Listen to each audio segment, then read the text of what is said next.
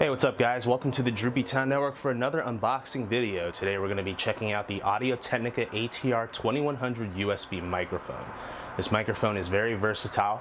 It can connect to both USB and Xlr connections, and so that means this microphone can be used with your computer or studio equipment like mixers or even video cameras that support Xlr. Now, despite this versatility, this microphone actually is very affordable. I purchased it for only 36 bucks from Amazon.com. So it's a great option if you're interested in things like podcasting, video game commentaries, or just basically listening to yourself talk. Now, what I'm going to do in this video is I'm going to unbox the microphone, and then we are going to get just an idea of how it works with the computer, because that's how I plan on using this mostly. And I'm going to show you how you set it up on your computer. Then I'm going to do a test of this microphone in a video game commentary, because that's what I do on this channel. And that will be the unboxing and hands-on video. Alright, so first let's get to the unboxing portion. And you can see the box right here. Basically, you know, it's pretty standard packaging. We can see through this clear plastic right here to the microphone underneath. We also have a picture of the microphone here. It apparently connects to MacBook Pros. And here is a picture of the underside of the microphone, and we'll actually see this for real when we take it out. But basically there's several connections on the bottom there. And on the back, just a lot of fine print in 3 different languages. It's basically just specifications for the microphone. And then we have a picture of all the things that are included in the box: Xlr cable, USB cable, microphone holder, and the tripod stand. Alright, so I'm going to dig in right here.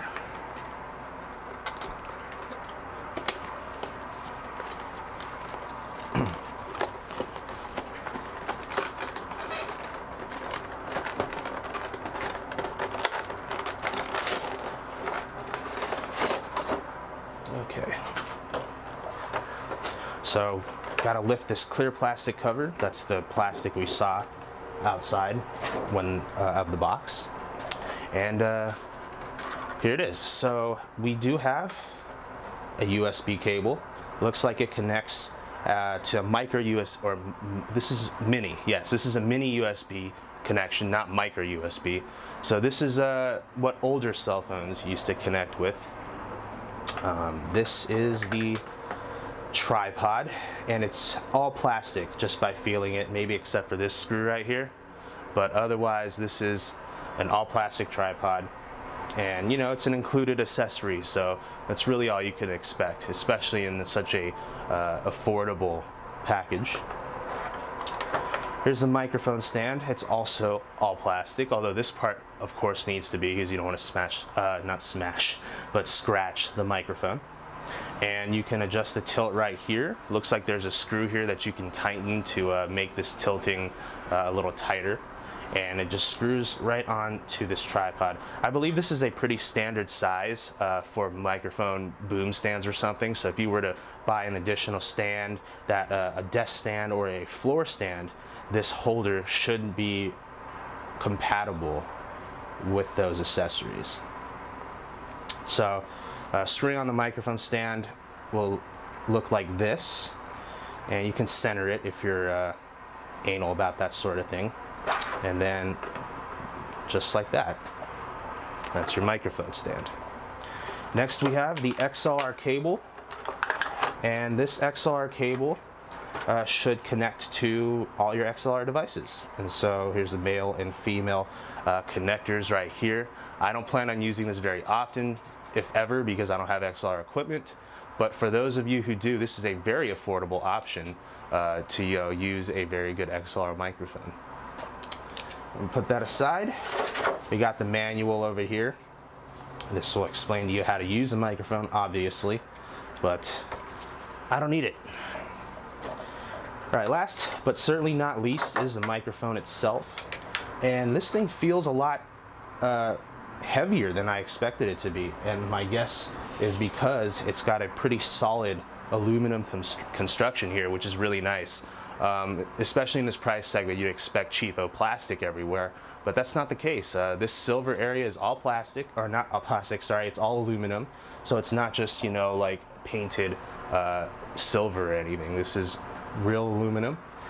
This area seems to be metal as well. And there's no windscreen, guys, so if you need a windscreen as a cheap pop filter or poor man's pop filter, they don't include one in the box, so you might have to buy a windscreen if necessary. It costs like a few dollars, but Audio-Technica does not include one. Okay, so the microphone's actually larger than I expected too. It's about 10 inches long. I thought it was only going to be more like 6, because that's the way it looked in the pictures, but it's actually fairly long. And right here we have the on-off switch. There's only one mode here. It's just on or off. There's no fancy like different polar patterns or something for this microphone. It is a dynamic microphone, so those I guess audio specifications apply for dynamic microphones as opposed to condenser ones. On the bottom we have all the different connections that we saw earlier on the box. So here we have the Xlr cable, USB, and this is a headphone monitoring port. So you can connect this microphone to a headset, and then you'll be able to listen to yourself talk. It's zero latency hardware monitoring, so you don't have to go through a computer or anything like that. And also you would set this up as a sound device on your computer, because you would be able to enable this as a sound card of sorts to listen through it. And here is the volume control right here. You can it's not a dial actually, it's just a switch. It's like a rotating sort of a switch with the spring that sets the dial back to the center. It's kind of hard to explain, but it's not like a rotating wheel or anything like that. Anyways, one direction makes it louder, one direction makes it softer. This controls the headphone port exclusively. It is not a microphone gain knob or anything like that. You'll still have to control that through the computer. And mounting this onto the stand is like this. There we go. And you just kind of have to push it in. Make sure the switch is in between the gap here at the microphone holder, because otherwise it'll get caught. And there you have it. That is what the microphone looks like in its stand.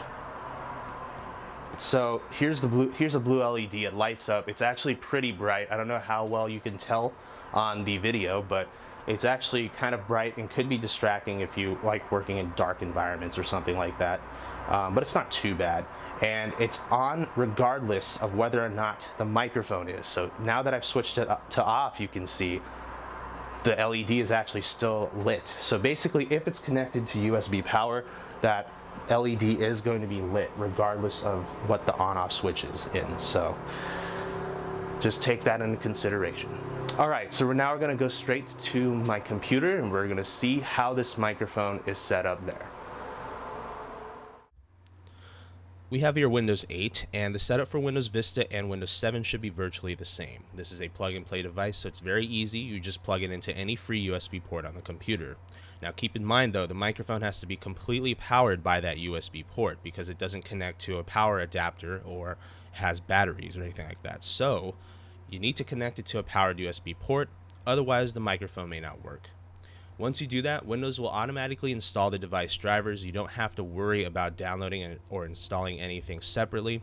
And once Windows is done, you're going to be able to access the microphone properties. So right-click the volume control icon and click on recording devices. When you see this list, scroll through it to find the ATR USB microphone and set it as the default device if it isn't already. Once you're done with that, click on properties and click on the levels tab in that box, and you'll see a slider that you can control your volume gain with.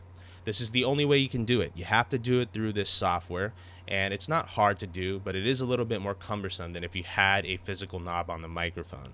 Now again, that dial on the bottom of the microphone does not control volume gain. It merely controls the volume for the headphone port when you use it for monitoring. So that's pretty much it. It's easy. And now I'm going to show you guys a clip of me using this microphone to cast a StarCraft 2 match. And for those of you who don't know what StarCraft 2 is, it's a video game. I do video game commentaries here on the Droopytown network. And if you happen to be a StarCraft 2 fan, feel free to check out some of my other videos. And Pluto is just going to come in with his units right here into the natural, do a Ling run by into the main. But before I go further on that, we got this DT heading in here, trying to do some damage. 4 workers killed right now. And right here, we got Lings attacking a Twilight Council, which is just inexplicably stupid. What are they doing? Why attack the Twilight Council of all things? You need to attack workers. Right here, we got roaches attacking this army, but they're quickly dwindling in number because of the photon overcharge, because of the cannon, because of defender's advantage from the Protoss. This DT has killed 14 workers. Alright guys, so hopefully you were able to use that as an opportunity to hear the microphone in action and decide for yourselves if this is the right device for your purposes. And in case you didn't notice, the unboxing portion of this video was recorded with a completely different microphone. That was the Zalman ZM-Mic1, which is an $8 to $9 label microphone. Let me know in the comments below what you think. You should be able to hear the difference, and tell me if you think the ATR2100 is indeed an improvement over that. Otherwise, that's pretty much it for this unboxing and hands-on video of the Audio-Technica ATR2100 USB mic. I hope you guys enjoyed this unboxing video. If you did, please click that like button because it really helps me a lot. And also subscribe to the Droopytown network for future unboxing videos. Thanks guys for watching, and I'll see you next time.